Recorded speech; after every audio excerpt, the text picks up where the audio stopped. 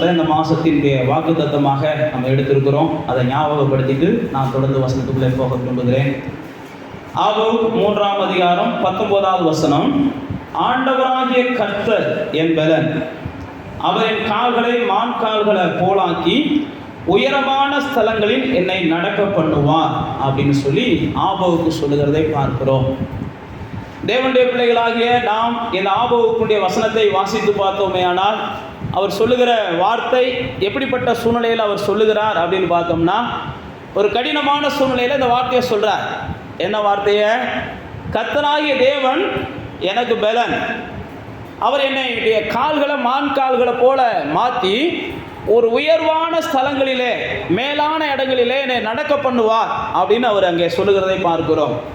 இவர் இந்த வார்த்தையை சொல்வதற்கு முதல் வசனங்களில் 2 வசனங்களை நீங்கள் வாசிச்சு பார்த்தீங்கன்னா, எப்படிப்பட்ட சூழ்நிலைகள், அத்திமரங்களில் துளிர் விடாமல் போனாலும் 17ஆம் வசனத்தில் சொல்கிறாரு, திராட்சை செடிகளில் பலன் உண்டாகாமல் போனாலும், ஒலிவ மரத்தில் பலன் அற்று போனாலும், வயல்கள் தானியத்தை விளைவியாமல் போனாலும், கிடையில் ஆட்டு மந்தைகள் முதலற்று போனாலும், தொழுவத்தில் மாடு இல்லாமல் போனாலும், அவர் சொல்கிறார் பாருங்க, இந்த உலகத்தில் எதெல்லாம் ஆசீர்வாதம் நினைக்கிறீங்களோ எதுவுமே இல்லாமல் போனாலும், எதுவுமே வாழ்க்கையில் நடக்கலைனாலும், ஆனால் நான் ஒரு உயர்ந்த ஒரு வாழ்க்கையை இந்த பூமியில் என்ன செய்வேன்? வாழுவேன். உலகத்தார் நினைக்கலாம் படிப்பு இருந்தால் தான் ஒரு மனுஷன் உயர்ந்த நடத்துக்கு போக முடியும். ஒருவேளை உலகத்தார் நினைக்கலாம் படைபலங்கள் அல்லது சொந்த பந்தங்கள் இருந்தால் தான் ஒரு மனுஷன் தூக்கி விடுறதுக்கு 4 பேர் இருந்தால் தான் ஒரு உயர்ந்த இடத்துக்கு போக முடியும், அல்லது வேறு ஏதாவது பேக்ரவுண்டு வேணும் அப்படின்னு உலகத்தில் எல்லாரும் நினைக்கலாம். இவன் சொல்கிறான், எந்த பேக்ரவுண்டுமே இல்லைனாலும் கர்த்தர் எனக்கு பலனாக இருக்கிறார்.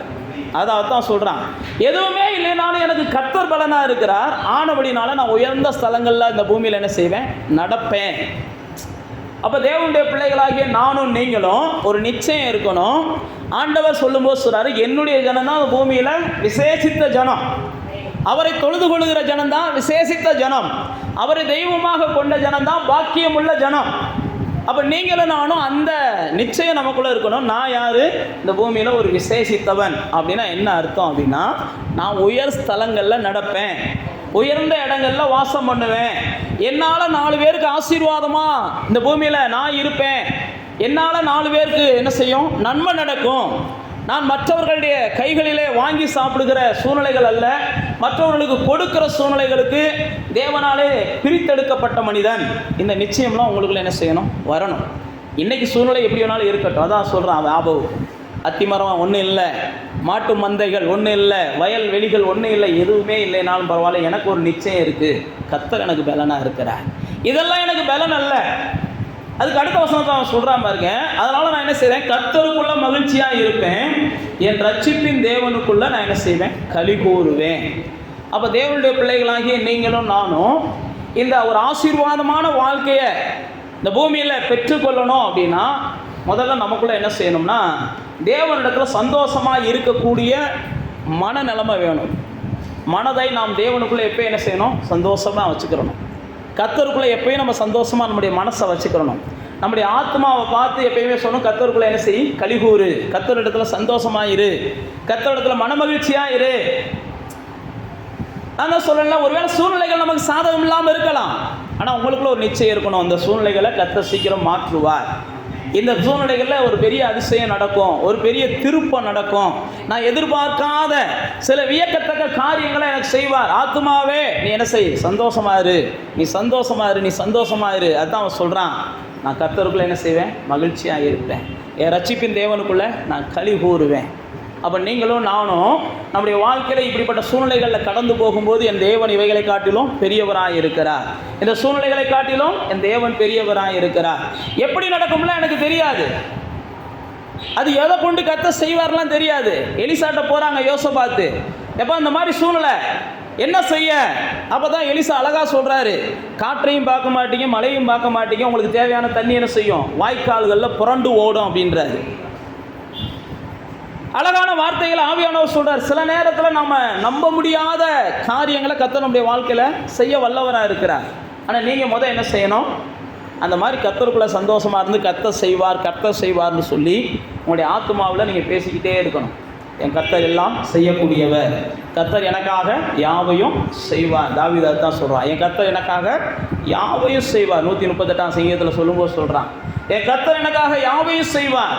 யாத்துமாவே என்ன செய்யாத, கலங்காத, யாத்துமாவே தியங்காத, இன்னும் உன் தேவனாய கர்த்தரை என்ன செய், துதித்து கொண்டிரு. அப்போ தேவனுடைய பிள்ளைகளாகிய நானும் நீங்களும் அந்த நிச்சயம் இருக்கணும். நான் என்னுடைய நீதியினால தேவனிடத்திலிருந்து எதையும் பெற்றுக்கொள்ள முடியாது, அல்லது என்னுடைய பரிசுத்தத்தினால நான் தேவனிடத்திலிருந்து எதையும் பெற்றுக்கொள்ளலை. நான் மறுபடியும் சொல்லுகிறேன், நான் இந்த இடத்துக்கு வந்து உட்கார்ந்துருப்பதே பைபிள் பிரகாரம் நமக்கு என்னதான், இயேசு கிறிஸ்துவினால தான் நமக்கு என்ன செஞ்சிருக்கு, இந்த தைரியம் கிடைச்சிருக்கு. இயேசு கிறிஸ்துவினுடைய சிலுவை மரணத்தினால தான் இந்த தைரியம் கிடைச்சிருக்குது. நம்ம கிருபாசன தண்டை வருவதற்கான இந்த தைரியம் இயேசு கிறிஸ்து மாம்சத்தின் வழியாக திரைச்சீலைகளை கிழித்து என்ன செஞ்சாரா, புதிய மார்க்கத்தை உருவாக்கி தந்தார். அதனால தான் நமக்குள்ள இந்த தைரியம் என்ன செஞ்சிருக்கு, வந்திருக்குது. நீங்கள் பார்த்தீங்கன்னா 2 சாமுவேல் 9ஆம் அதிகாரத்தில் மேவி போசேத் அப்படிங்கிற ஒரு மனுஷனை குறித்து போட்டிருக்கு. மேவி போசேத் யாருன்னு தெரியுமா உங்களுக்கு? யாராவது தெரிஞ்சவங்க சொல்லுங்க பார்ப்போம். யோனத்தானுடைய பையன். யோனத்தானும் தாவீதும் நல்ல சிநேகிதர்கள். ஆனால் யோனத்தான் என்ன செஞ்சிடறாரு, இறந்து போயிடுறாரு. யோனத்தான் இறந்து போன உடனே நீங்கள் 4ஆம் அதிகாரம் 4வது வசனத்தில், 2 சாமுவேல் 4ஆம் அதிகாரம் 4ஆம் வசனத்தில் பார்த்தீங்கன்னா, சவுலின் குமாரனாகிய யோனத்தானுக்கு 2 காலும் முடமான ஒரு குமாரன் இருந்தான். சவுலும் யோனத்தானும் மடிந்த செய்தி இஸ்ரேலிலிருந்து வருகிற போது அவன் 5 வயதுள்ளவனாய் இருந்தான். அப்பொழுது அவனுடைய தாதி அவனை எடுத்துக்கொண்டு ஓடி போனாள். அவள் ஓடி போகிற அவசரத்தில் அவன் விழுந்து முடமானான். அவன் பேர் தான் மேவி போசேத் அப்படின்னு அந்த இடத்துல போட்டிருக்கு. நல்ல பையன். தாவீதுடைய வாழ்க்கையில் ரொம்ப மறக்க முடியாத ஆள் யாருன்னா யோனத்தான். தாவீதுடைய வாழ்க்கையில் மறக்க முடியாத ஒரு ஆள் யோனத்தான். யோனத்தானை போல உண்மைக்கே ஒரு சிநேகிதர் யாருக்கும் என்ன செய்ய மாட்டாங்க, கிடைக்க மாட்டாங்க. உங்களுக்கெல்லாம் யோனத்தானை போல் ஒரு சிநேகிதர்லாம் கிடைச்சா உண்மைக்கே நீங்கள் இந்த பூமியில் என்ன செய்வீங்க, அடைய வேண்டிய உயரத்தெல்லாம் அடைவீங்க. அவ்வளோ பெரிய யோனத்தான் ஒரு ஆசீர்வாதமான ஒரு சிநேகிதன். இவனுக்கு பாருங்க, அவனும் செத்து போயிடுறான், அவங்க யோனத்தானுடைய அப்பாவும் செத்து போயிடுறாரு. யோனத்தானுக்கு ஒரே ஒரு 5 வயசு ஆம்பளை பையன். அவனுடைய 5 வயசு ஆம்பளை பையனுக்கு கூட இருந்த சகோதரி யோனத்தானுடைய மகள் அவனை தூக்கி கொண்டு ஓடுறாங்க. எனத்துக்கு எப்படியாவது தாவீது வந்து கொண்டு போடுவானோ, அல்லது வேற யாராவது வந்து நம்ம வம்சத்தை கொண்டு போடுவாங்களோன்னு சொல்லி தூக்கி ஓடும்போது கீழே விழுந்து 5 வயசு பையனுடைய கால் 2 என்ன செஞ்சதுதான் முடமா போச்சான். அவ்வளோ பலமாக விழுந்திருக்கிறாங்க. எங்கேருந்து விழுந்தாங்கன்னு தெரியல, எப்படி விழுந்தாங்கன்னு நமக்கு தெரியலை. இந்த இடத்துல எழுதப்பட்டிருக்கிறது. இப்படி முடமா போன மனிதன், இந்த முடமா போன மனிதனுக்கு இனி ஒரு வாழ்க்கை இருக்குமான்னு ஒரு பெரிய கேள்விக்குறி தான். 5 வயசுலேயே முடமா போயிடுறான்.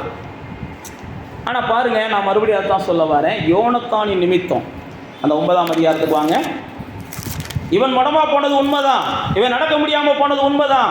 இவனுடைய சூழ்நிலைகள் இனிமே வாழ்க்கையில் நிற்க முடியாது, நடக்க முடியாது, ஓட முடியாது, எல்லாமே உண்மைதான். ஆனால் அவனுக்கு ஒரு நம்பிக்கை துளிர்க்கிறது. எதை வச்சு? அவனுடைய தகப்பனை வச்சு அவனுக்கு ஒரு வாழ்க்கை பிறக்கிறது. அவனுடைய தகப்பனை வச்சு யோனத்தானின் நிமித்தம் 9ஆம் அதிகாரத்தில் பார்த்தீங்கன்னா, யோனத்தானின் நிமித்தம் தயவு பெறத்தக்கவன் எவனாகிலும் அவங்க வீட்டில் மீதியாக இருக்கிறானா என்று சொல்லி தாவீது ராஜாவா வந்ததுக்கப்புறம் கேட்குறாரு. தாவீது ராஜாவா வந்ததுக்கப்புறம் கேட்குறார். அப்போ தான் சொல்கிறாங்க, யோனத்தான் வீட்டில் இப்படி முடமான ஒரு மனுஷன் இருக்கான். அப்போ பாருங்கள், தாவீது யோனத்தான் நிமித்தம் அவன் வம்சத்துக்கு ஏதாவது செய்யணும்டான்னு சொல்லி அந்த முடமான மனிதனை கூட்டுவாங்க. அவங்களுடைய தகப்பனாருடைய சொத்தை கொடுங்க, அவங்களுடைய பாட்னாருடைய சொத்தை கொடுங்க. இதெல்லாம் கொடுத்தது போக கடைசியாக போட்டுருக்குவாருங்க 13ஆம் வசனத்தில், மேவி போசேத் ராஜாவின் பந்தியில் நித்தமும் உட்காரணும். நான் ஏன் உங்களுக்கு சொல்லுகிறேன்னா, இவன் நினச்சிருக்கலாம் எங்கள் தாத்தா ராஜா, எங்கள் தகப்பன் அப்படிப்பட்ட சூழ்நிலையில் இருந்தவர், இன்றைக்கி எல்லாரும் செத்து போயிட்டாங்க, அவ்வளோதான் எங்கள் வாழ்க்கை, நம்ம வாட்டுக்கு ஒரு ஓரமாக எங்கள்கிட்ட ஒளிஞ்சு வாழலாம்னு இவன் நினச்சிருக்கலாம். ஆனால் கர்த்தர் பாருங்க, அந்த யோனத்தானுடைய நன்மையை மறக்காத தேவன். யோனத்தான் ஒரு உயர்ந்த இடத்துக்கு வர வேண்டியவன். ஆனால் தேவனுடைய வார்த்தை, தாவீது தான் அந்த உயர்ந்த இடத்துக்கு என்ன செய்யணும், வரணும். அதை அப்படியே ஏற்றுக்கிறான். ஏற்றுக்கிட்ட வேண்டிய விளைவு, அவன் அதை அனுபவிச்சானோ இல்லையோ, அவன் பிள்ளைகள் என்ன செஞ்சாங்க, அனுபவிச்சாங்க. இப்போ இதிலிருந்து நம்ம என்ன கற்றுக்கொள்கிறோம் அப்படின்னா, நாம் உயர்ந்த இடத்துக்கு அல்லது உயர்ந்த ஸ்தலங்களில் நடப்பதற்கு தகுதி உள்ளவங்களா தகுதி இல்லாதவங்களா நமக்கு தெரியாது. ஆனால் அந்த தகுதியை இயேசுவின் மூலமாக பிதாவாகிய தேவன் நமக்கு என்ன செய்கிறா? கொடுக்குறார். எப்போ எல்லாம் பிதாவாகிய தேவனுடைய சமூகத்தில் போய் நீங்கள் இயேசுவை நினைக்கிறீங்களோ அப்போ எல்லாம் யோனத்தானுக்கு தயவு கிடைக்க, தயவு செய்யணும்னு நினைச்ச தாவீதை பார்க்கிலும் உங்களுக்கு இயேசுவின் நிமித்தம் தேவன் என்ன செய்கிறார்? பெரிய தயவை காண்பிக்க நினைக்கிறார். அதனால தான் நான் உங்களுக்கு மறுபடியும் சொல்கிறேன், நீங்கள் உயர் ஸ்தலங்களில் நடக்கணும் அப்படின்னா என்னுடைய ஜெபம் ரொம்ப அவசியம், அல்லது என்னுடைய பரிசுத்தம் ரொம்ப அவசியம், அல்லது என்னுடைய நீதி ரொம்ப அவசியம். நான் மறுபடியும் அதை தான் சொல்ல பார்க்குறேன். மனிதர்கள் எப்பயுமே நம்ம என்ன செய்கிறோம்னா நிர்பந்தமான மனிதர்கள். பவுல் அப்போஸ்தலன் அழகாக சொல்கிறான், நான் நன்மையை செய்யணும்னு விரும்புகிறேன், ஆனால் விரும்புகிற நன்மையை என்னால் என்ன செய்ய முடியலை. ரோமர் 7ஆம் அதிகாரத்தில் நீங்கள் வாட்சி பார்த்தீங்கன்னா தெரியும். நான் விரும்புகிற நன்மையை செய்ய முடியலை, நான் விரும்பாத தீமையை தான் நான் மறுபடியும் என்ன செய்கிறேன். நான் எதெல்லாம் செய்யக்கூடாதுன்னு இன்னைக்கு காலையில் எந்திரிக்கிறேனோ அன்றைக்கி முடித்து பார்த்தேன்னா அதையெல்லாம் நான் என்ன செஞ்சுருக்கிறேன்? செய்கிறவனாக தான் இருக்கிறேன். ஏன்னா நான் ஒரு நிர்பந்தமான மனிதன் அப்படின்னு பவுல் அப்போஸ்தலன் அந்த அதிகாரத்தை முடிக்கும்போது முடிக்கிறான். இப்போ இங்கே பாருங்கள், நானும் நீங்களும் இயேசு கிறிஸ்துவின் மூலமாகத்தான் பிதாவிடத்திலிருந்து எந்த நன்மையும் பெற்றுக்கொள்ள முடியும். அந்த நிச்சயம் நமக்குள்ளே இருக்கணும். ஆண்டவரே, வேற எந்த ஒரு வகையிலையும் பிதாவிடத்திலிருந்து நாம் ஒரு உயர்வான ஆசீர்வாதங்களை பெற்றுக்கொள்ள முடியாது. அப்போ நமக்குள்ள ஒரு நிச்சயம் இருக்கணும், இயேசு இல்லாமல் நாம் தேவனிடத்திலிருந்து எதையும் என்ன செய்ய முடியாது? பெற்றுக்கொள்ள முடியாது. இன்றைக்கி பார்த்தீங்கன்னா இயேசு இல்லாத உபதேசங்கள் நிறையா வந்துருச்சு. இயேசுவை மறுதளிக்கிற உபதேசங்கள் நிறையா வந்துருச்சு. இயேசுவை வழியாக ஏற்றுக்கொள்ளாத உபதேசங்கள் நிறையா வந்துருச்சு. இந்த உபதேசங்கள் எல்லாம் 100% பிசாசினால் உண்டாகிற உபதேசங்கள். இயேசுவை எந்த ஒரு மனிதன் ஏற்றுக்கொள்ள தயங்குறானோ அவன் பைபிளை வச்சிருந்தாலும் அவன் பிசாசுக்கு இடம் கொடுத்தவன் அப்படின்ற நிச்சயம் உங்களுக்குள்ளே வரணும். அவனை பார்க்கும்போதே பிசாசை பார்க்குற மாதிரி தான் நீங்கள் என்ன செய்யணும்? பார்க்கணும். அவனோட போராடக்கூடாது. இயேசுவின் நாமத்தினால அப்பாலே போன்ட்டு நீங்கள் வாட்டுக்கு உங்கள் வேலைகளை பார்க்கணும். அவங்களெல்லாம் விடுதலை ஆக்கணும்னா நீங்கள் நினைச்சீங்கன்னா விடுதலை ஆக்க முடியாது. ஏன்னா அவங்க பிசாசை கெட்டியாக பிடிச்சிருக்காங்க. பிசாசை இவங்களை பிடிச்சி ஓடினாலும் இவங்க விடுற ஐடியாலாம் இல்லை. அப்போ இங்கே பாருங்கள், இந்த உயர்வான வாழ்க்கை மேவி போசத்துக்கு எப்படி யோனத்தான் நிமித்தம் கிடைச்சதோ அதே போல தான் நம்முடைய வாழ்க்கை உயர்வான ஒரு இடத்துக்கு போகணும் அப்படின்னா அதுக்கு முக்கிய காரணம் என்ன தான்? இயேசு என்கிற வழி மூலமாக போனால் தான், இயேசு என்கிற வாசல் மூலமாக போனால் தான் உள்ளும் புறமுமான மேய்ச்சல்களை நாம் என்ன செய்ய முடியும்? காண முடியும். அப்போ நீங்கள் ஒரு நிச்சயம் இருக்கணும். முடமாய் போன யோனத்தான், அவனுடைய தகப்பன் போயிட்டாங்க, அவங்க தாய் இருந்தாங்களான்னு தெரியலை, அவனுடைய வம்சமே போயிருச்சு. ஆனால் தாவீது அவன் என்ன செஞ்சான்? நினைவு கூர்ந்தான். அதே போல தான் உங்கள் வாழ்க்கையில் எது இழந்திருந்தாலும், எதை நீங்கள் விட்டுருந்தாலும், இந்த ஆபோக்கு சொல்கிறான் பாருங்க, அத்திமரத்தில் ஒன்றும் இல்லை, மாட்டு மந்தை எதுவுமே இல்லைனாலும் பரவாயில்ல, நீங்கள் என்ன செய்யணும்? இயேசு எனக்கு இருக்கிறார், இயேசு என் பலனாக இருக்கிறார், இயேசு என்னுடைய பரிகாரியாக இருக்கிறார், இயேசு என்னுடைய விமோச்சனமாக இருக்கிறார், இயேசு எனக்கு வழிகாட்டியாக இருக்கிறார் அப்படின்னு சொல்லி நீங்கள் இயேசுவின் நாமத்தை என்ன செய்யுங்க? உச்சரிக்க ஆரம்பிங்க. நான் ஒரே ஒரு வார்த்தையை உங்களுக்கு சொல்லிக் கொடுக்குறேன். நீங்கள் எந்த அளவுக்கு தேவனை ஆராதிக்கிறவர்களாய் மாறுகிறீர்களோ அந்த அளவுக்கு தான் உங்களுடைய உயர்வுடைய எல்லைகள் என்ன செய்யும்? உயர்ந்து கொண்டே போகும். தேவனை ஆராதிக்க ஆராதிக்க ஆராதிக்கத்தான் உங்களுக்கு உயர்வு என்பது நாளுக்கு நாள் என்ன செய்யும்? கூடிக்கிட்டே போகும். இதைத்தான் ஆபோவுக்கு சொல்கிறாரு, நான் என் தேவனிடத்தில் என்ன செய்வேன்? களி கூறுவேன், என் தேவனிடத்தில் நான் சந்தோஷமாக இருப்பேன். அப்போ தேவனுடைய பிள்ளைகளாகிய நானும் நீங்களும் உயர்ந்த ஸ்தலத்தில் நடக்கணும் அப்படின்னா நாம் என்ன செய்யணும்? எவ்வளவு வாய்ப்பு இருக்குதோ அப்போயெல்லாம் தேவனை ஆராதிக்க பழகணும். நான் பல முறை சொல்லியிருக்கிறேன், நீங்கள் தேவன்கிட்ட போய் ஜெபிக்கிறது ரெண்டாவது தான். நீங்கள் தேவனிடத்தில் போய் என்ன செய்யணும்? தேவனை ஆராதிக்க பழகணும், தேவனை துதிக்க பழகணும், தேவனுடைய சமூகத்தில் போய் அவரை பற்றி என்ன செய்யணும்? ரொம்ப வியப்பான காரியங்களை சொல்லி பேச பழகணும், அவருடைய அதிசயங்களை தியானித்து பேச பழகணும், அவருடைய அற்புதங்களை தியானித்து பேச பழகணும், அவர் செய்த எல்லாவற்றையும் நீங்கள் பேச பழகணும். உங்களுக்கு தெரிஞ்சதை பேசுங்க. ஆண்டவரே, நீ குருடர்களை நடக்க பண்ணின தேவனப்பா, நீ எவ்வளோ பெரிய தேவன், இப்படிலாம் சொல்லிக்கிட்டே இருங்க. நிச்சயமாக நடக்க முடியாத உங்கள் கால்கள் பலனடைகிறத பார்ப்பீங்க. நீங்கள் எனக்கு காண முடியாத உங்களுடைய கண்கள் பலனடைகிறத பார்ப்பீங்க. நீங்கள் எதிர்பார்க்கிற அதிசயங்கள் நடக்கும். நீங்கள் எந்த அளவுக்கு தேவனை ஆராதிக்கணும், தேவனை ஆராதிக்கணும். இஸ்ரவேலரை ஆண்டவர் யாத்ராமத்தின் புஸ்தகத்தில் விடுதலையாக்க விரும்புகிறார். அப்போ மோசேட்ட சொல்கிறாரு, நீ போப்பா இந்த ஜனங்களை ஆராதனை செய்யும்படிக்கு 4ஆம் அதிகாரம் யாத்ராமத்தின் புஸ்தகம் 23ஆம் வசனத்துக்கு வந்தீங்கன்னா இந்த ஜனங்களை ஆராதனை செய்கிறதுக்காக நீ அழைச்சி கொண்டு வா. ஏன் அந்த ஜனத்தை தேவன் விடுதலையாக்கினார் அப்படின்னு பார்த்தீங்கன்னா பைபிளில் போட்டிருக்கு, அவர்களை ஆராதனை செய்யறதுக்காக தான் தேவன் விடுதலையாக்கினார். என்னை ஆராதிக்கிறதுக்கு ஒரு கூட்டம் வேணும். அப்ப தேவன் நம்மளை எல்லாம் ஏன் தெரிந்து கொண்டு இருக்கிறார்னா, அவர் ஆராதிக்கிறதுக்காக தான் என்ன செஞ்சிருக்கிறார், தெரிந்து கொண்டு இருக்கிறார். அது மாத்திரமல்ல, பைபிள்ல ஏசாயா சொல்றாரு, என்னுடைய ஜனம் துதிப்பதற்காகவே சிருஷ்டிக்கப்பட்ட ஜனம். அவரை துதிப்பதற்காகத்தான் நம்ம சிருஷ்டிக்கப்பட்டிருக்கிறோம். அப்ப நீங்க எந்த அளவுக்கு தேவனை ஆராதிக்க பழகணும். நம்ம ஆண்டவருடைய சமூகத்துக்கு போனாலே நமக்கு ஜெபம் தான் வருது. நான் மறுபடியும் சொல்றேன், ஜெபம் தப்புன்னு நான் சொல்ல வரல. நம்முடைய பிரதான நோக்கம் ஜெபம் கிடையாது. நம்முடைய பிரதான நோக்கம் ஆராதிப்பதும் துதிப்பதும் தான். நீங்கள் ஆராதிக்க துதிக்க முதல் என்ன செய்யுங்க, பழகுங்க. அப்போ தான் உங்களுடைய ஆவிக்குரிய வாழ்க்கை என்ன செய்யும், ஒரு பூரணம் அடையும். நீங்கள் ஆராதிக்க துதிக்க பழகலைன்னா உங்களுடைய ஆவிக்குரிய வாழ்க்கை பூரணம் அடையாது. உங்களுடைய ஆவிக்குரிய வாழ்க்கை இன்னும் குழந்தை தன்மையாகவே இருக்கும். ஆராதிக்கிறதுக்கும் நீங்கள் தேவனை துதிக்கிறதுக்கும் எந்த அளவுக்கு முடியுமோ அந்த அளவுக்கு என்ன செய்யுங்க, பயிற்சி எடுங்க. இப்போ பாருங்க, 4ஆம் அதிகாரத்தில் வந்த உடனே அங்கே ஆண்டவர் சொல்றார், ஆராதனை செய்யும்படிக்கு இந்த ஜனத்தை என்ன செய், அனுப்பிவிடு. ஆராதனை செய்யும்படிக்கு இந்த ஜனம் எனக்கு வேணும். 4ஆம் அதிகாரம் 23ஆம் வசனத்தில் அங்கே ஆவியானவர் எழுதி வச்சிருக்கிறார். இந்த ஜனங்களை ஆராதனை செய்வதற்காக நீ அனுப்பிவிடு. அப்ப பாருங்க, இங்கே போய் மோசே போய் என்ன செய்யறார், அவரை பார்த்து பேசுறார். யாரை பார்த்து? ராஜாவை பார்த்து பேசுறார். இந்த ஜனங்களை ஆராதனை செய்யறதுக்கு தேவன் அனுப்பிவிட சொல்றாரு. அப்ப ராஜா என்ன செய்யறாருன்னா, எடுத்தடுப்புல சொல்றாரு, அந்த கர்த்தர் யார்? அந்த கர்த்தரை ஆராதிப்பதற்கு இந்த ஜனங்களை நான் ஏன் அனுப்பணும்? அப்ப நீங்க தேவனை ஆராதிக்கணும்னு நீங்க நினைக்கும் போது உங்களுக்குள்ள சின்ன சின்ன சூழ்நிலைகள்ல எதிரான சூழ்நிலைகள் வரும். எதிரான சூழ்நிலைகள் வரும். நீங்க வேதத்துல வாசிச்சு பார்த்தீங்கன்னா, இஸ்ரவேலர்கள் தேவனை ஆராதிக்கணும்னு ஆசைப்படுறாங்க. அப்பதான் ஆசைப்பட்ட உடனே அவங்களுக்கு கொடுக்கப்பட்ட கஞ்சி கட்டாகுது. நீங்கள் வாட்சி பாருங்கள், வீட்டில் போய் வாட்சி பாருங்கள். 4ஆம் அதிகாரத்தில் ராஜா சொல்கிறான், இவங்க சோம்பேறிகளாக இருக்காங்க, அதனால தான் தேவன் என்ன செய்கிறான், ஆராதிக்க விரும்புகிறான். நான் பலியிட விரும்புகிறோம், எங்கள் தேவனை தொழுது கொள்ள விரும்புகிறோம். அந்த ஜனங்களுக்குள்ள பல ஆண்டுகளுக்கு அப்புறம் அப்போ தான் அந்த ஆசை வருது. மோசே சொல்கிறான், கர்த்தர் உங்களை இப்படிலாம் ஆராதிக்கிற இடத்துக்கு கூட்டு போக விரும்புகிறார், நாமெல்லாம் போய் ஆராதிக்க போகிறோம். அந்த ஜனங்கள் ஆராதிக்க போகிறோன்னே ரொம்ப சந்தோஷப்படுறாங்க. தேவனை ஆராதிப்பது நமக்கு என்ன செய்யணும், சந்தோஷம் தரக்கூடியதாக இருக்கணும். அதனால தான் தாவீது பல நேரங்களில் சொல்கிறான், தேவனுடைய சமூகத்துக்கு போவதும், தேவனை ஆராதிப்பதும், தேவனை தியானிப்பதும், தேவனுடைய வார்த்தைகளை தியானிப்பதும் எனக்கு ரொம்ப சந்தோஷமாக இருக்குது. கர்த்தரை துதிப்பது தான் எனக்கு இன்பமும் ஏற்றதுமா இருக்குது. கர்த்தருடைய சமூகத்தில் போகிறது தான் எனக்கு ஒரு பெரிய பேரின்பத்தை தருகிறது. சங்கீதத்தில் நீங்கள் வாசிச்சு பார்த்தீங்கன்னா 63ஆம் சங்கீதத்தில் சொல்லும்போது சொல்கிறான், வறண்டதும் விடாய்த்ததுமான ஒரு ஆத்துமாவை போல என் ஆத்துமா கர்த்தருடைய சமூகத்தை என்ன செய்து வாஞ்சிக்குது.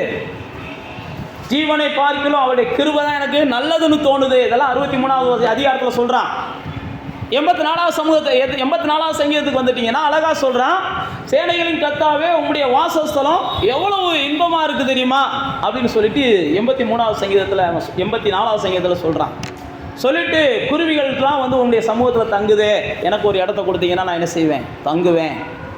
அப்போ தேவனுடைய பிள்ளைகளே, நீங்களும் நானும் ஆராதிக்கும்படிக்கு தான் தேவன் என்ன செய்கிறார், நான் விரும்புகிறார். ஆராதனை தான் தேவனிடத்திலிருந்து உங்களுக்கு ஆசீர்வாதங்களை கொண்டு வரும். ஆராதனை தான் தேவனிடத்திலிருந்து உங்களுக்கு என்ன செய்யும், எல்லா வகையான உயர்வுகளையும் கொண்டு வரும். நீங்கள் தேவனை ஆராதிக்க பழகுங்க. எந்த நேரத்துலையும் நீங்கள் என்ன செய்யுங்க, தேவனை ஆராதிக்க பழகுங்க. நீங்கள் எந்த அளவுக்கு தேவனை ஆராதிக்கிறீங்களோ ஆராதிக்க உங்களுக்கு பெரிய விடுதலை உண்டாகிறத நீங்கள் பார்ப்பீங்க. நீங்கள் ஆராதிக்க உங்கள் நெருக்கங்களில் ஒரு மாற்றங்கள் வருகிறத நீங்கள் பார்ப்பீங்க. நீங்கள் எந்த அளவுக்கு ஆராதிக்கிறீங்களோ அந்த அளவுக்கு உங்களுக்கு சூழ்நிலைகள் ஒருவேளை தடைகள் வரலாம். அந்த தடைகள் எல்லாம் தேவன் என்ன செய்வார், நிச்சயமாக உடைச்சு போடுவார். இங்கே பாருங்க, பார்வோன் அதை தடுக்கத்தான் வர்றான். பார்வோன் தடுக்க வந்த உடனே தேவன் என்ன செய்கிறார், அது வரைக்கும் சும்மா இருந்தவர் ஆராதனை தடுக்க வந்த இவன் வீட்டில் வாதைகள் வரட்டும், அதுக்கப்புறம் தான் கர்த்தர் என்ன செய்கிறாரு, ஆராதிக்க விரும்புகிற இந்த ஜனத்தை தடுக்க வரானேன்னு சொல்லி கர்த்தர் அதுக்கப்புறம் இவனுக்கு வாதையை கொடு அப்படின்னு சொல்லி மோசே மூலமாக என்ன செய்தார், 10 வகையான வாதைகளை கொடுக்குறார். 10 வகையான வாதைகளை கொடுக்கும்போது மோசேவை அவன் கூப்பிடுறான், இங்கே வரு, இந்த வாதம் மாறினா இந்த ஜனத்தை அனுப்பி விடுறேன், இந்த வாதம் மாறினா இந்த ஜனத்தை அனுப்பி விடுறேன். மோசேவும் என்ன செய்யலை, சளைக்காமல் விட்டான். நான் மறுபடியும் தான் சொல்கிறேன், நீங்கள் எந்த அளவுக்கு தேவனை ஆராதிக்க வாஞ்சிக்கிறீங்களோ அந்த அளவுக்கு உங்களுடைய ஆராதனைக்கு யார் முட்டுக்கட்டையாக வந்தாலும் அவங்க வாழ்க்கையில் வேதனைகளை அவங்க சந்திப்பாங்க. உங்களுடைய ஆராதனையை யார் தடுக்க நினைச்சாலும், ஆராதிக்க விரும்புகிற உங்களுடைய வாழ்க்கையை, ஆவிக்குரிய வாழ்க்கையை யார் அவித்து போட நினைச்சாலும் அதுக்குரிய ஆக்கினைகளை கர்த்தர் அவங்களுக்கு என்ன செய்வார், தருவார். நீங்கள் என்ன செய்யணும், ஆராதிக்க விரும்பணும். ஆராதிக்க விரும்பணும். இந்த ஜனங்களை பாருங்க, ஆண்டவர் ஆராதிக்க வாங்க வாங்கன்னு கூப்பிடுறார். இப்ப இங்க பாருங்க, ராஜா ஆராதிக்க இந்த ஜனங்களை விடுதலை ஆக்குறதுக்கு 10 வகையான வாதையும் முடிஞ்சிருச்சு. முடிஞ்சதுக்கு அப்புறம் அவர் விடமாட்டேன்றார். நீங்க 10ஆம் அதிகாரத்துக்கு வாங்க, யாத்திராமத்தின் புஸ்தகம் 10ஆம் அதிகாரத்துக்கு வாங்க. 10ஆம் அதிகாரத்துக்கு வந்த உடனே எல்லா வாதைகளும் முடிஞ்சிருச்சு. அந்த 10 வாதைகளையும் கர்த்தர் செஞ்சுக்கிட்டே வர்றாரு. ஆனாலும் இந்த ஜனங்கள் போக விட மாட்டேன்னு சொல்லி அந்த ராஜா தொடர்ந்து பிரச்சனை பண்ணிக்கிட்டே இருக்கிறான். அப்ப 7ஆம் வசனத்துல அவங்க ஊழியக்காரங்க வந்து சொல்றாங்க, ராஜாவுடைய ஊழியக்காரங்க வந்து சொல்றாங்க பாருங்க, அவனை நோக்கி, எந்த மட்டும் இந்த மனிதர் நமக்கு கண்ணியா இருப்பார்கள், நாங்கள் தேவனாகிய கர்த்தருக்கு ஆராதனை செய்ய அந்த மனுஷன் என்ன செய்யுங்க, போக விட்டுருங்க. அப்படி போகவில்லைன்னா நாமெல்லாம் செத்து போவோம் அப்படின்னு வந்து யார் சொல்றா? பார்வோனுடைய ஊழியக்காரங்க வந்து சொல்றாங்க. பார்வோனுடைய பிரதான மந்திரிகள் வந்து சொல்றாங்க, இந்த ஜனங்களை நீ ஆராதிக்க அனுப்பி விட்டுரு. நான் ஏன் சொல்றேன்னா, நீங்க தேவனை ஆராதிக்க நீங்க விரும்பும்போது உங்களுக்காக தேவன் என்ன செய்யறாருன்னா யுத்தங்களை அவர் செய்யறார். நீங்கள் தேவனை ஆராதிக்க முயலும் போது, அதெல்லாம் உங்களுக்கு சொல்கிறேன், ஆராதனையில் பெரிய மகத்துவம் இருக்குது. தேவன் ஆராதனையில் பிரியப்படுகிற தேவன், துதிகளில் பிரியப்படுகிற தேவன், துதிகளில் வாழுகிற தேவன். நீங்கள் எந்த இடத்துல நின்று ஆராதித்தாலும் அந்த இடத்துல தேவ பிரசன்னம் வந்து என்ன செய்யுது, இறங்கி வருகிறது. அதனால தான் ஆராதனையை நம்ம ஒருபோதும் என்ன செஞ்சிடக்கூடாது, அற்பமாக நினைக்கவே கூடாது. ஆராதனை என்பது தேவனை அப்படியே இறக்குகிறது, தேவனுடைய வல்லமை அது இறக்குறது, தேவனுடைய பிரசன்னத்தை அது இறக்குறது, தேவனுடைய மகிமையை அந்த இடத்துல என்ன செய்யுதுன்னா வெளிப்பட பண்ணுகிறது. இங்கே பாருங்க, பார்வோனுடைய ஊழியக்காரர்கள் வந்து சொல்றாங்க, மோசே சொல்லி பார்த்தான் கேட்கல. இப்போ பார்வோனுடைய ஊழியக்காரங்க சொல்றாங்க, இந்த ஜனங்கள் எவ்வளவு தூரம் நமக்கு கண்ணியா இருப்பாங்க, இந்த ஜனங்கள் எவ்வளவு தூரம் நமக்கு வேதனையா இருப்பாங்க. இந்த ஜனங்களை என்ன செய்யுங்க, ஆராதிக்க தடுக்காம விட்டுருங்க. ஒருவேளை இது வரைக்கும் நீங்கள் ஆராதனைக்கு பயந்து வரலாம், யாராவது தடுத்துருவாங்களோ, யாராவது புலம்பிடுவாங்களோண்டு. ஆனால் சூழ்நிலைகள் பாருங்கள், கர்த்தர் நிச்சயம் மாற்றுவார். நாளைக்கு உங்களை வீட்லேயே அடுத்தவங்க சொல்லுவாங்க, யார் பக்கத்தில் கூட வேலை பார்க்குறவங்க கூட சொல்லுவாங்க, எப்போ வீட்டில் இருக்கவங்களாவது போய் ஆராதிக்கட்டும், இல்லைன்னு வையன் இருக்கிறதும் உன் வாழ்க்கையில் தொலைச்சிருவேன். அவங்க ஆராதிக்கிறதுனால தான் இந்த அளவுக்கு அது என்ன செய்யுது, உன் வாழ்க்கை நிற்கிது. ஆண்டவரை தேடுறதுனால தான் அந்த அளவுக்கு அது வாழ்க்கை நிற்கிது. அவங்க போகிறத தடுக்காதப்பான்னு சொல்லி அவங்க கூட வேலை பார்க்குறவங்க சொல்லுகிற அளவுக்கு சில சூழ்நிலைகளை கர்த்தர் உருவாக்குவார். ஆனால் நீங்கள் என்ன செய்யணும், இந்த தேவனை நான் ஆராதிக்க விரும்புகிறேன், இந்த தேவனை நான் ஆராதிக்க விரும்புகிறேன் அப்படின்னு சொல்லி உங்களுடைய வாஞ்சையை நீங்கள் விடக்கூடாது. இப்போ பாருங்க, இந்த 10ஆம் அதிகாரத்தில் 7ஆம் வசனத்தில் ஊழியர்கள் வந்து சொல்லிடுறாங்க. 8ஆம் வசனத்தில் ராஜாவை என்ன செஞ்சாரு, மோசேவை கூப்பிட்டு, எப்பா நீ ஆராதனை செய்ய போன்றாரு. 8ஆம் வசனத்தில் போன்னு சொல்லிட்டு ராஜா கேட்குறாரு, பாருங்க யார் யார் போறீங்கன்னு கேட்குறாரு. அப்போ 9ஆம் வசனத்தில் மோசே சொல்றாரு, இந்த மாதிரி நாங்கள் எல்லாம் முதியோரோட போகிறோம், குழந்தைகளோட போகிறோம், ஆடு மாடுகளோட போகிறோம், எல்லாத்தோட போகிறேன்றாரு. அப்போ போகிறோம்னு சொன்னபோது 10ஆம் வசனத்தில் அவர் ராஜா சொல்றாரு, இல்லப்பா குழந்தையெல்லாம் என்ன செஞ்சிருங்க விட்டுட்டு புருஷர்கள் மாத்தும் போயிட்டு வாங்க.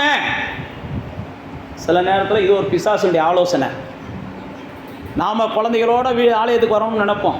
அப்போ வீட்டில் இருக்கிறவங்க சில நேரத்தில் என்ன செய்வாங்க, நீ போனா போ, குழந்தைய என்ன செய்ய விட்டுட்டு போ, நீ இதுவும் கெட்டு போயிட்ட, குழந்தைய என்ன செஞ்சிடாத கெடுத்து போட்டுறாத அப்படிம்பாங்க. ஆனால் மோசே பாருங்க, அப்படிலாம் இல்லை, ஒரு சின்ன ஆள் கூட பின் வாங்குறதுக்கு நாங்கள் இடம் மாட்டோம். அப்போ நீங்களும் அது மாதிரி என்ன செய்யணும், அப்படி இன்னைக்கு நீ சொல்கிறியா, நாளைக்கு நீ என்ன செய்வ, என் குழந்தையோட நீ ஆலயத்தில் கொண்டு வந்து இறக்கி விடுவ, என் குழந்தையோட நீயும் நாளைக்கு என்ன செய்வ, இப்படி நீங்கள் நம்பணும். நீங்கள் உடனே என்ன செஞ்சிடக்கூடாது, இவன் பிசாசு விடவே மாட்டான், இந்த அம்மா ஒரு பிசாசு இது விடவே செய்யாது இப்படின்னு சொல்லி நீங்கள் என்ன செஞ்சிடக்கூடாது, நீங்களாம் விடாதுன்னு சொல்லி முடிவு பண்ணிடக்கூடாது. நீங்கள் முடிவு பண்ணிட்டீங்கன்னா அது முடிவாகி போயிடும். இல்லை இன்னைக்கு விடலைன்னு என்ன, கண்டிப்பாக இன்னும் 2 நாளில் விடுவான், இல்லை 2 வருஷத்தில் விடுவான், இன்னொரு 6 மாதத்தில் மாறும், எப்படி நீங்கள் பேசணும். முடியாது நீங்கள் பேசுனீங்கன்னா அது முடியாமையே போயிடும். இவன் மாறமாட்டியான்னு பேசுனீங்கன்னா அது மாறாமையே போயிடும். இது மாறும்னு பேசுங்க, இது முடியும்னு பேசுங்க, நடக்கும்னு பேசுங்க. இப்போ பாருங்க, மோசே சொல்கிறான், இங்கே வரு, நான் என் பிள்ளைகளை விட்டுட்டு நான் போகிற ஐடியாலாம் இல்லை, நான் போனால் எல்லாத்தோடையும் தான் போவேன். உடனே பார்வோன் என்ன செஞ்சிடான், இன்னும் கோவப்படுறான். நீங்கள் அந்த வீட்டில் இந்த அதிகாரத்தெல்லாம் வாசிச்சு பார்த்தீங்கன்னா நான் சொல்கிறது உங்களுக்கு ஈஸியாக புரியும், வாசிக்க தெரிஞ்சவங்க. ஆனாலும் விடலை. 11ஆம் வசனத்தில் தடை பண்ணி பார்க்குறான். அப்புறம் பாருங்க, 24ஆம் வசனத்தில் இன்னொரு ஆலோசனை கொடுக்குறான். பார்வோன் ஆலோசனை கொடுப்பான். சில நேரத்தில் நமக்கு என்ன செய்வாங்கன்னா, நம்ம வீட்டில் இருக்கிறவங்க ஆலயத்துக்கு நீ போகிறது ரைட்டு, நீ என்ன செய், 10 மணிக்கு போனியா 11 மணிக்கு ஓடி வந்துரு, எனக்கு 12 மணி வரைக்கும் உட்காந்துருக்கேன்லாம் ஆலோசனை கொடுப்பாங்க. இப்படியெல்லாம் மோசேக்கு பார்வோன் ஆலோசனை கொடுத்தாரு. அப்படி போகிறது போகிற நீங்கள் 24 வசனத்தில் பார்த்தீங்கன்னா அங்கே மோசைக்கு பார்வோன் ஒரு ஆலோசனை இருக்காரு, 3 நாள் மட்டும் நாங்கள் போகணும்னு சொல்கிறாரு. அப்போ பார்வோன் மோசையை அழைப்பிச்சு நீங்கள் எல்லாம் போய் கர்த்தருக்கு ஆராதனை செய்யுங்க, ஆனால் உங்கள் ஆடு மாடுகள் உங்கள் காணிக்கையெல்லாம் கொண்டு போய் என்ன செய்யாதீங்க, ஆலயத்தில் போடாதீங்கப்பா, ஏன்னா அவங்களுக்கு வெள்ளைக்காரங்க பணம் கொடுப்பாங்க. சில நேரத்தில் உங்கள் வீட்டில் இருக்கிறவங்க சொல்லுறாங்களோ சொல்லலையோ, வெளியில் இருக்கிறவங்க சொல்லுவாங்க. இங்கே பாருங்கள், அது ஒரு பார்வோனுடைய ஆலோசனை. நீ ஆலயத்துக்கு போ, ஆனால் ஆலயத்தில் போய் காணிக்க தசமம் போக அதுக்குள்ளெல்லாம் உள்ளே என்ன செய்யாத, நுழையாத. அப்படிப்பட்ட ஆலோசனை வந்தாலே நீங்கள் புரிஞ்சுக்கிறணும், இது ஒரு வகையான சாத்தானுடைய ஆலோசனை, பார்வோனுடைய ஆலோசனை தான். நீ ஆலயத்துக்கு போ, ஆலயத்துக்கு போகிறதே பெரிய விஷயம். இங்கே அதுதான் அவன் அழகாக சொல்கிற மாதிரி 24 வசனத்தில் பார்வோன் மோசையை அழைப்பிச்சு நீங்கள் போய் கர்த்தருக்கு ஆராதனை செய்யு, ஆனால் உங்கள் ஆடு மாடு உங்கள் எல்லாத்தையும் நீ நிறுத்திட்டு போ, நீ மட்டும் போயிட்டு வான்றியான். அதுக்கு தான் மோசையை சொல்கிறான், இல்லைப்பா நாங்கள் கர்த்தருக்கு போய் பலியெல்லாம் செலுத்தணும், நாங்கள் காணிக்கை கொடுக்கணும், எங்கள் ஆராதனை பூரணப்படாதுன்றியான். அவன் தேவனை ஆராதிக்கிற நமக்குள்ள அந்த நிச்சயம் இருக்கணும். நம்முடைய ஆராதனை பூரணப்படணும்னா நம்முடைய கையின் பிரயாசத்தில் கர்த்தருக்காக நம்ம என்ன செய்யணும், கொடுக்க வேண்டிய காணிக்கைகளையும் தசமபாகங்களையும் கொடுக்கணும். அதுதான் நம்முடைய ஆராதனையை பூரணப்படுத்துது. அன்றைக்கி மோசையை பார்த்து நினச்சிருக்கலாம், எங்களை மட்டும் தனியாக ஆடு மாடுகளை நீ வச்சுக்கோ, 430 வருஷம் அடிமைகளாக இருந்தோம், எனக்கு இன்னைக்காவது ஒரு விடுதலையை கொடுக்குறீல, போகிறோம்னான்னு ஓடி இருந்திருக்கலாம். ஆனால் மோசை சொல்கிறான் பாருங்க, நாங்கள் தேவனை ஆராதிக்க போகும்போது இதெல்லாம் சேர்ந்து இருந்தால் தான் எங்களுடைய தேவனுடைய ஆராதனை என்ன செய்யும், மகிமையை வெளிப்படுத்துகிறதா இருக்கும். அப்போ தேவனுடைய பிள்ளைகளே, பிசாசுடைய ஆலோசனைகள் நம்முடைய ஆராதனை என்ன செய்யணும், எப்படியாவது சிறுமைப்படுத்தணும். நீ ஆராதிக்கத்தானே போகிற, ஆராதிக்க நீ மட்டும் போ, ஆராதிக்கத்தானே போகிற, சரி இப்படி மட்டும் செய் அப்படி மட்டும் செய்யும். பிசாசுடைய ஆலோசனைகளுக்கு நம்ம ஒருபோதும் என்ன செய்யக்கூடாது. ஆமாம், அது மனுஷன் கொடுக்குற ஆலோசனை தான். மனுஷனை பிடிச்சி பிசாசு தான் நமக்கு என்ன செய்கிறான், ஆராதனையை மட்டுப்படுத்தணும், ஆண்டவரோடு இருக்கிற உறவை கசப்பாக்கணும், ஆண்டவருடைய சமூகத்தை நம்மளுக்கு என்ன செய்யணும், எப்படியாவது கொஞ்சம் கொஞ்சமாக குறைக்க பார்க்கணும். ஏன்னா ஆண்டவருடைய சமூகத்தில் நம்ம எந்த அளவுக்கு நிற்கிறோமோ அந்த அளவுக்கு பிசாசுக்கு தெரியும். நம்ம என்ன செய்வோம், வெற்றி மேலே வெற்றியை பார்த்துக்கிட்டே போவோம், மேன்மை மேலே மேன்மை நமக்கு தெரியுமா தெரியாத பிசாசுக்கு தெரியும். நீங்கள் தேவனோடு பழக பழக, தேவனை ஆராதிக்க ஆராதிக்க, தேவனை நேசிக்க நேசிக்க உங்கள் வாழ்க்கையில் என்ன செய்வீங்கன்னா நீங்கள் நாளுக்கு நாள் விரிவடைஞ்சிக்கிட்டே போவீங்க, உங்களுடைய எல்லைகள் விரிவடைஞ்சிக்கிட்டே போகும். இங்கே பாருங்கள், அழகான வார்த்தைகளை ஆவியானவர் நமக்கு எழுதி வச்சிருக்கிறாரு. ஆனாலும் மோசை விடலை. அதுக்கப்புறம் தேவன் என்ன செய்கிறார், பெரிய பெரிய வாதைகளை கொடுத்து எல்லாவற்றையும் ஒரு முடிவுக்கு கொண்டு வராரு. அதுக்கப்புறம் நீங்கள் வாட்சி பார்த்தீங்கன்னா அவன் என்னை ஆசீர்வதிச்சுட்டு போங்க அப்படின்றான். 12ஆம் அதிகாரத்துக்கு வாங்க. இது வரைக்கும் எவ்வளையோ ஆலோசனைகளை கொடுத்தான். நீங்கள் ஒரு ஆலோசனைக்குனாலும் பிசாசுகிட்ட செவி கொடுத்துட்டீங்கன்னா, நான் மறுபடியும் அதுதான் சொல்கிறேன், நீங்கள் ஒரு ஆலோசனைக்குனாலும் பிசாசுடைய ஆலோசனைக்கு செவி கொடுத்துட்டீங்கன்னா அதுக்கப்புறம் நீங்கள் என்ன செஞ்சிடுறீங்க, பிசாசுக்கு அடிமையாக போயிடுறீங்க. ஏசுகிட்ட வந்து சொல்லுவான் பாருங்கள், 3 வகையான ஆலோசனை சொல்லுவான். நீ என்ன செய், என்னைய பணிந்து கொள். அப்போ இயேசு என்ன செய்யலாம், உன் தேவனாய கர்த்தர் ஒருவருக்கு தான் என்ன செய்யணும், ஆராதனை செய்யணும். நீ தாள குதி, தூதர்கள் தாங்குவாங்க. சரி தேவனை என்ன செய்யக்கூடாது, பரீட்சை பார்க்கக்கூடாது. நீ இந்த கல்லுகளை அப்பமாக்கி என்ன செய், சாப்பிடு, உனக்கு தான் பசியாக இருக்குதே. இல்லை அப்போ ஒத்துனால இல்லைப்பா, அவருடைய வார்த்தை போது எனக்கு, ஏன் நான் உங்களுக்கு சொல்கிறேன் அப்படின்னா, இயேசுவால் எல்லாம் செய்ய முடியும். கல்லுகளை அப்பமாக்க முடியுமானா தாராளமாக ஆக்க முடியும், அவரால் முடியாதுன்னு ஒன்றும் கிடையாது. ஆனால் பிசாசு சொல்லி செய்யக்கூடாது, அதுதான் நான் உங்களுக்கு சொல்ல வரேன். பிசாசுடைய ஆலோசனைகளுக்கு நம்ம செவி கொடுத்தோம் அப்படின்னா நிச்சயமாக பிசாசுக்கு நம்ம என்ன செஞ்சிடறோம், அடிமையாக போயிடுவோம். இப்போ பார்வோனுடைய ஆலோசனைக்கு இவன் செவி கொடுக்காததுனால பார்வோன் பாருங்க 31ஆம் வசனம் 32ஆம் வசனத்தில் மோசையை கூப்பிடுறான். 12ஆம் அதிகாரம் மோசையை கூப்பிட்டுட்டு நீங்கள் போய் கர்த்தருக்கு என்ன செய்யுங்க, ஆராதனை செய்யுங்க, நீங்கள் சொன்னபடியே உங்கள் ஆடுகளை மாடுகளை குடும்பத்தை எல்லாத்தையும் கூட்டு போங்க, போகும்போது என்ன செய்யுங்க, ஆசீர்வச்சிட்டு போங்க அப்படின்னு சொல்லி அதுக்கப்புறம் இவன் அவனுக்கு முன்பாக தன்னை என்ன செய்கிறான், தாழ்த்துகிறதை பார்க்கிறோம்.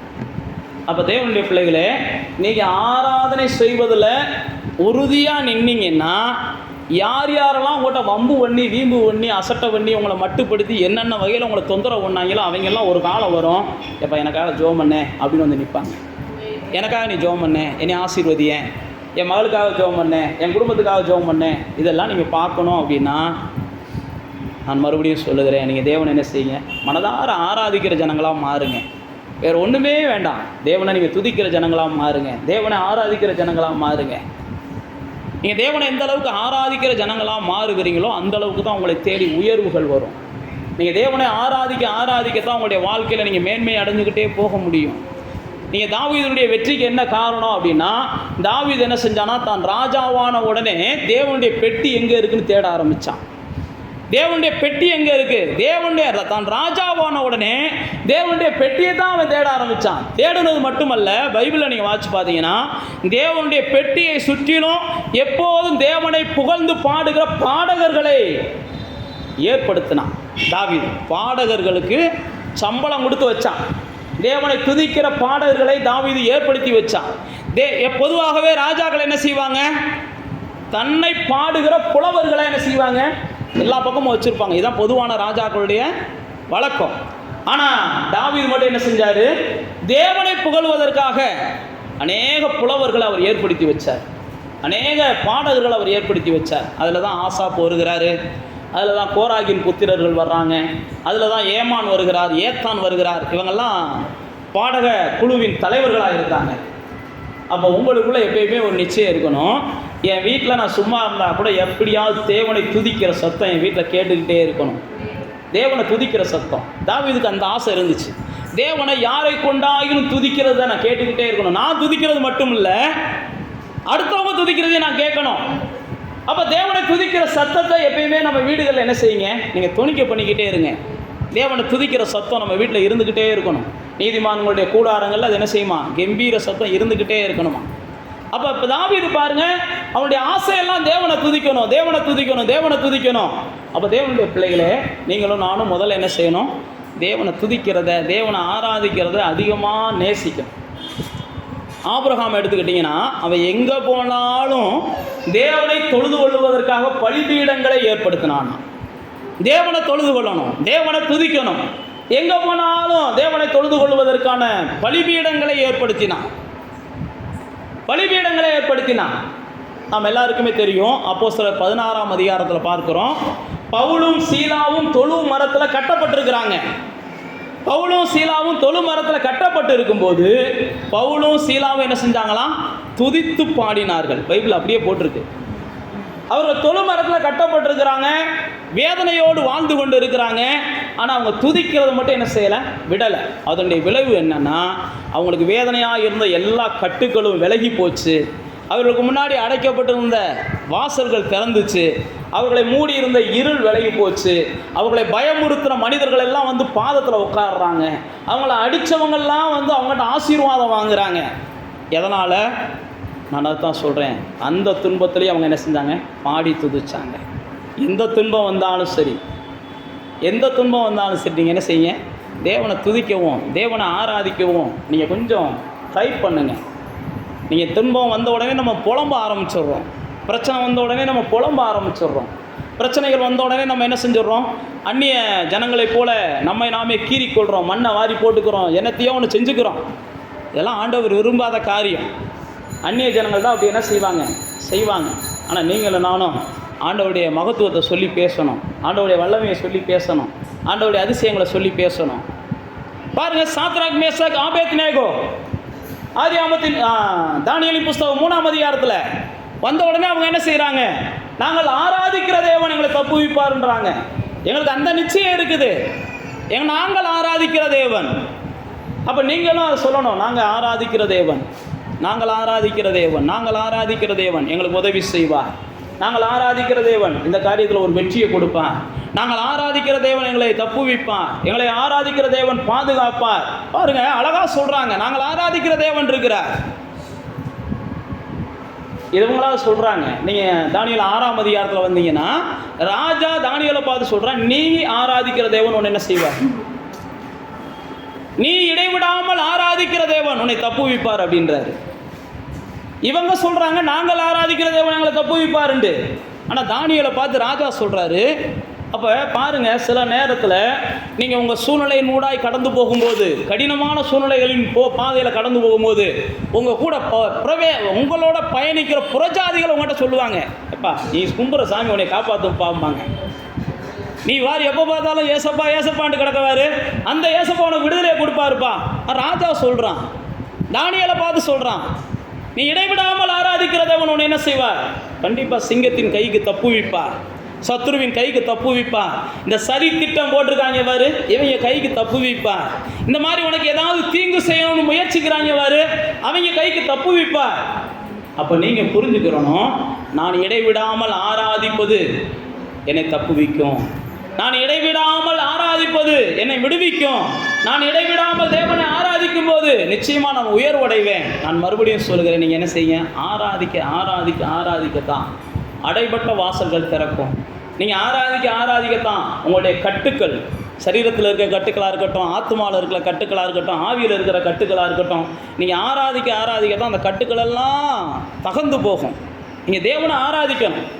அதற்காகத்தான் படைக்கப்பட்டிருக்கிறீங்க, அதற்காகத்தான் விடுதலையாக்கப்பட்டிருக்கிறீங்க, அதற்காகத்தான் இயேசுவின் ரத்தத்தினால கழுவப்பட்டிருக்கிறீங்க. நாமெல்லாம் அவருக்கு முன்னாடி ஆசாரியர்களாக நிற்க வேண்டும் அப்படின்னு தேவன் விரும்புகிறார். நான் கடைசியாக ஒரே ஒரு சம்பவத்தை சொல்லிட்டு நான் ஜெபம் பண்ண விரும்புகிறேன். நீங்களும் நானும் ஆராதிக்கிற தேவன் நம்மளை எல்லா வகையிலையும் விடுதலையாக்குகிறார். நம்முடைய ஆராதனை அவர் விரும்புகிறார். நீங்கள் ஆராதிக்க வேண்டும் என்று அவர் ஆசைப்படுகிறார். நீங்கள் எந்த சூழ்நிலையிலையும் அவர் ஆராதித்து கொண்டே இருக்க வேண்டும் என்று தான் அவர் உங்களை என்ன செஞ்சிருக்கிறார், எல்லா வகையிலையும் விடுதலையாக்கி வச்சிருக்கிறார். எல்லா வகையிலையும் விடுதலையாக்கி வச்சிருக்கிறார். நம்ம எல்லாரும் அறிந்திருக்கிறோம், கொர்நேலியு அவன் ஒரு பெரிய படைத்தலைவன். அவன் இயேசுவை அதிகமாக அறியாதவன், வேதத்தை அதிகமாக அறியாதவன். ஆனால் அவனுக்கு தெரிஞ்சதெல்லாம் ஜெபம் பண்ண தெரியும், அவனுக்கு தெரிஞ்சதெல்லாம் துதிக்க தெரியும், அவனுக்கு தெரிஞ்சதை செஞ்சுக்கிட்டு இருந்தான். ஆனால் தேவன் அவனுக்கு என்ன செஞ்சார், பேதுருவின் மூலமாக சில வெளிச்சத்தை கொடுத்தார். பேதுருவின் மூலமாக சில வெளிச்சத்தை கொடுத்தார். அப்போ தேவனுடைய பிள்ளைகளை அதே போல தான் நீங்களும் ஆராதிக்கும் போது, ஒருவேளை தெரிஞ்சு ஆராதிக்கிறீங்களோ, தெரியாமல் ஆராதிக்கிறீங்களோ, புரிஞ்சு ஆராதிக்கிறீங்களோ, புரியாமல் ஆராதிக்கிறீங்களோ, ஆனால் ஆராதிக்க விரும்புகிறீங்க. எப்படி ஆராதிக்கணும்னு தெரியலை, ஆனால் ஆராதிக்க விரும்புகிறீங்க. இப்படி தான் கொர்நேலியு இருந்தான். ஏன்னா நம்மகிட்ட நிறையா புது மக்கள் தான் நம்ம வந்திருக்கிறோம். நமக்கு எப்படி ஆராதிக்கிறதுன்னு தெரியாததுனால பல நேரத்தில் என்ன செஞ்சிடறோம், தெரியாததுனால நம்ம விட்டுடுறோம்.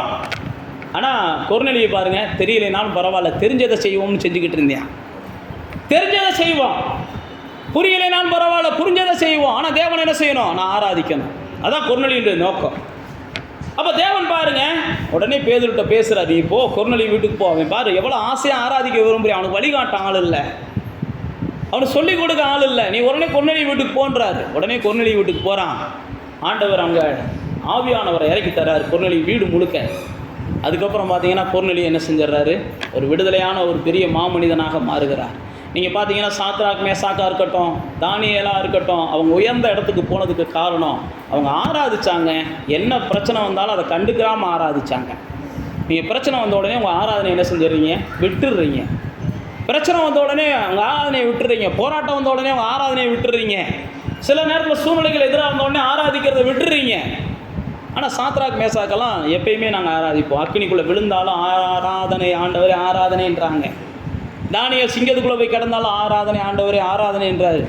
நான் மறுபடியும் சொல்கிறேன், ஆராதிக்க தெரியுதோ ஆராதிக்க தெரியலையோ நீங்கள் ஆராதிங்க. அன்றைக்கி ஆராதித்த போது அலங்கம் இடிஞ்சு விழுந்தது போல் நீங்கள் ஆராதிங்க. கண்டிப்பாக அலங்கம் இடிஞ்சு விழுகிறத நீங்கள் பார்ப்பீங்க. ஆராதிங்க, உங்களுக்கு கிடைக்க வேண்டிய ஆசீர்வாதத்தை நீங்கள் சுதந்திரித்துக் கொள்கிறத பார்ப்பீங்க. நீங்கள் ஆராதிங்க. உங்களுக்கு விரோதமாக போராடிக்கிட்டு இருந்த யோசபாத்துக்கு விரோதமாக போராடின போது யோசபாத் பாடகர்களை முன்னே நிப்பாட்டினா, அதனால் போராடி கொண்டு இருந்தவங்களாம் அவங்களுக்குள்ளே போராடி செத்து போயிட்டாங்கன்னு பைபிளில் போட்டிருக்கு.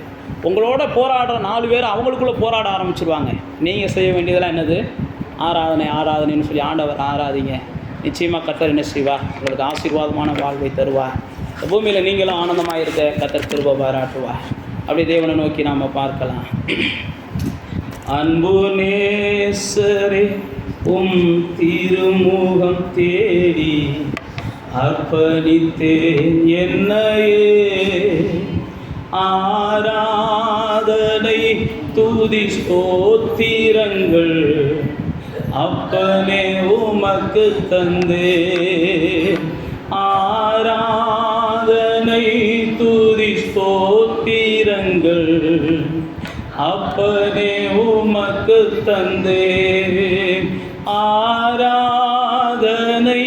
ஆராதனை ஆராதனை ஆராதனை ஆராதனை ஆராதனை ஆராதனை ஆராதனை அன்பரேசு ராஜனே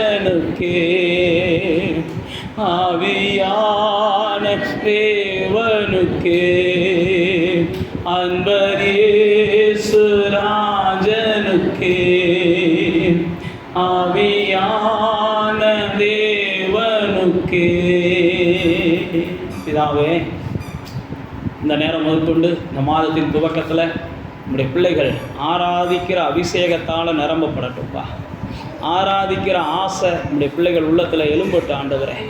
ஆராதிக்க ஆராதிக்க அவருடைய வாழ்க்கை ஆசீர்வாதத்தில் நாளுக்கு நாள் விருத்தி அடையும் என்பதை நாங்கள் வேதத்தில் வாசிக்கிறோம்ப்பா. தாவீதனுடைய பெரிய சக்ஸஸ்க்கு காரணம் அவன் ஒரு ஆராதனை வீரனாக இருந்த ஆண்டவரே. அவன் ஒரு வெற்றியுள்ளவனாய் மாறினதற்கு காரணம், ஒரு காரிய சித்தியுள்ளவனாய் மாறினதுக்கு காரணம், சத்துருக்களை கூட அவன் மேற்கொள்வதற்கெல்லாம் காரணம் அவன் ஆராதிக்கிற மனிதனாக இருந்த ஆண்டவரே.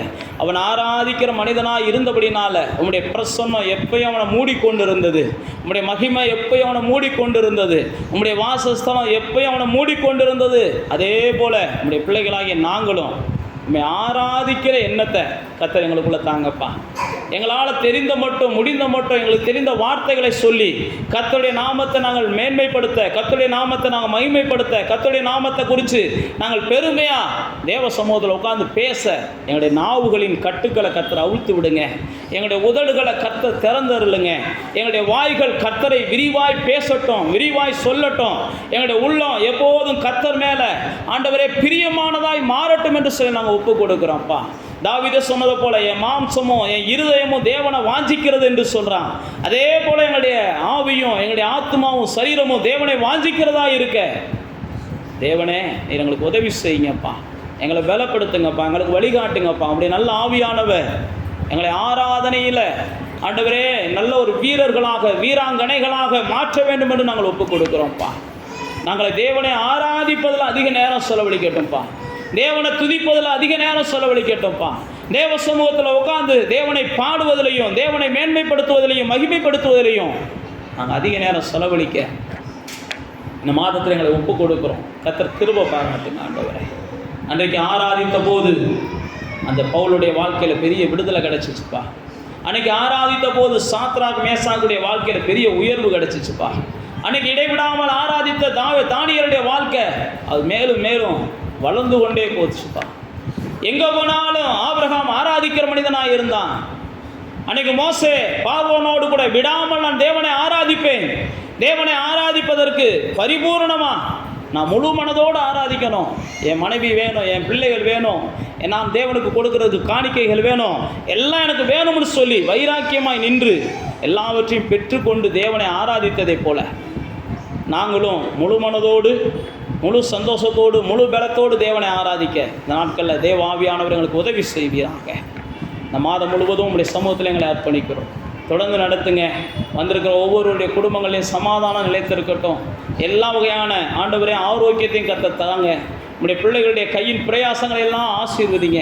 உங்களுடைய பிள்ளைகளுடைய தோள சுமைகளுக்கு விளக்குங்க ஆண்டவரே. அவர்கள் ஒருபோதும் அந்நியர்களுக்கு உழைத்து கொடுக்குற சூழ்நிலைகள் வராத அளவுக்கு ஆண்டவர் காத்து கொள்ளுங்கப்பா.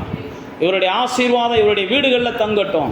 இவருடைய ஆசீர்வாதங்கள் இவருடைய பிள்ளைகளுக்கு அது கடந்து போகட்டும். ஆண்டவரே, நீதிமான்களுடைய சந்ததிகள் ஒருபோதும் இந்த பூமியில் குறைவற்றதாக இருக்க கர்த்தர் அனுக்கிரகம் பாராட்டுங்க, ஆசீர்வதிங்க என்று சொல்லி நாங்கள் வாழ்த்துக்கிறோம்ப்பா. நம்முடைய பிள்ளைகளை தொடர்ந்து பலப்படுத்துங்க. தொடர்ந்து இந்த நாளையும் கூட வர தடைப்பட்ட பிள்ளைகளையும் நீங்கள் ஆசீர்வதிங்க. நம்முடைய நாமம் மகிமைப்படட்டும். இயேசுவின் நாமத்தில் ஜெபிக்கிறோம் பிதாவே.